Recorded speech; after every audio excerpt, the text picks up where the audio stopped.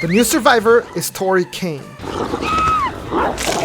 And the new killer is the Houndmaster. We have new survivor perks, new killer perks, and a new map. Let's get into it.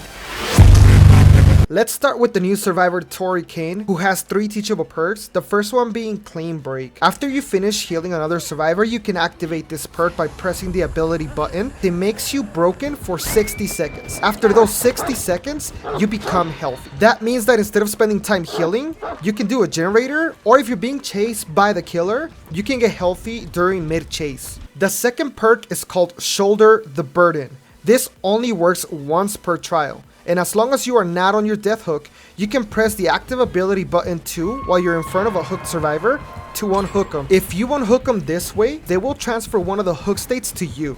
So they will lose 1 hook state and you will gain 1. But be careful, because when you do this, you will be exposed for 20 seconds. That means that you can go down with 1 hit. So don't do this in front of the killer. The third and final perk is called Invocation Treacherous Crows. The way this works is you have to go to the basement of the map and go towards the circle. By pressing the active ability button 2, you begin the invocation. This will last for 60 seconds unless another survivor helps you. Once the invocation is complete, you become injured and gain the broken status effect for the rest of the trial. But here's the cool thing: when a survivor is in the terror radius of the killer and the killer scares a crow, the aura of the killer will be revealed to everybody for 2 seconds. The best perks to combine this with would be Calm Spirit, so that you are not the one alarming the crows, and Eyes of Belmont, because it'll add another 2 seconds whenever a killer's aura is revealed. The 3 perks for the Houndmaster are going to be All Shaking Thunder, which is basically coup de grace. But the way this works is after you fall from a height, your launch attack distance is increased by 75% for 16 seconds.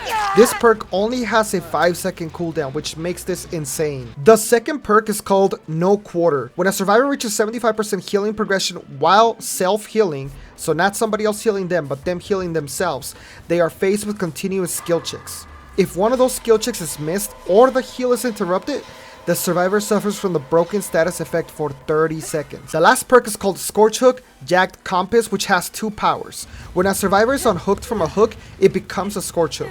So any regular hook becomes a Scorch Hook. Also, when you hook a survivor on a Scorch Hook, the aura of the generator with the most progress is revealed in yellow for 10 seconds. The first power that the Houndmaster has is to send a dog to search a specific area. You can send the dog specifically to a generator as well. It will leave a path, and if you follow it, your speed will increase as well. The second power is to send the dog to attack a survivor, and it will slow them down by biting them. This will give you time to hit the survivor. The killer can use this power to hold the survivor down while the killer attacks another survivor. It'll give you enough time to get the survivor down and then still get the hit on the second survivor.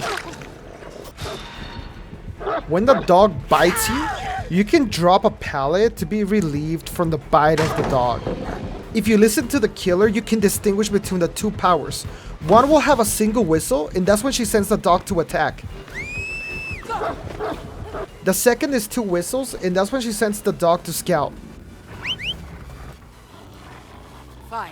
When the killer sends the dog to attack you with his dash, she can take control of the dog after the first dash and redirect the dog for a second dash. The way you know she's doing this is by looking at the eyes of the dog. They will turn yellow, which will be the sign that she is controlling him. A good thing to know is that if the dog bites you at the exit gate, you cannot escape.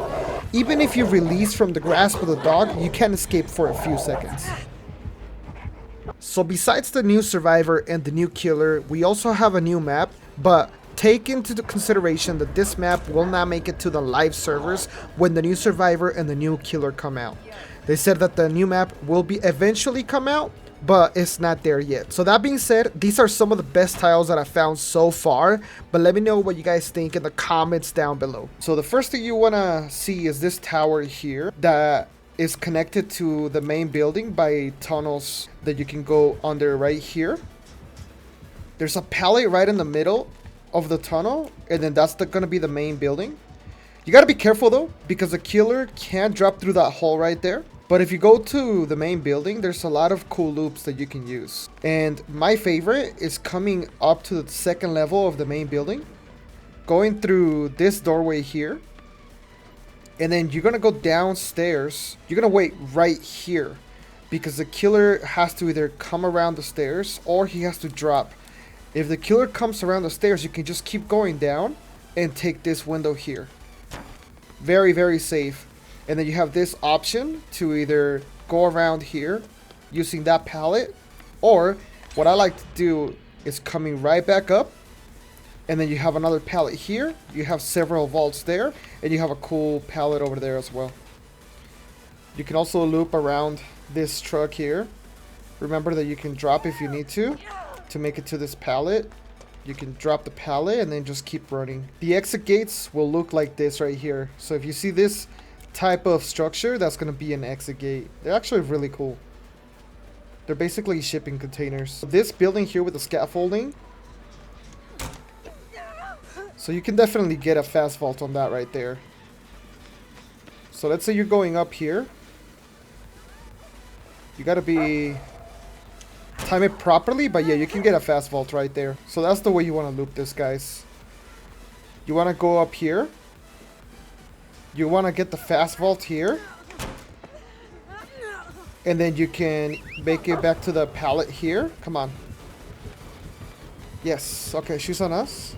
We want her to respect the pallet. We go up. And then we take the fast vault. Is she upstairs? Yeah, she is. Yeah, so it looks like this structure is only good if you have the pallet. You can play the pallet, right? They respect it. You can go up. And then you can take the fast vault there. Alright, so this is actually a really nice one to loop as well.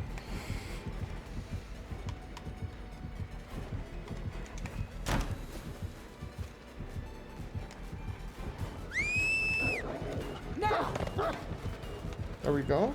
And we can go back over here. And there's a pallet up here as well that we can use. If she respects it, we can make it back to this window here. There we go. And that's why you keep going. It's basically like a little 8. Then we go down here. And we make it back to this vault. This is really nice. I love it. Go back over here. Make it back to this pallet.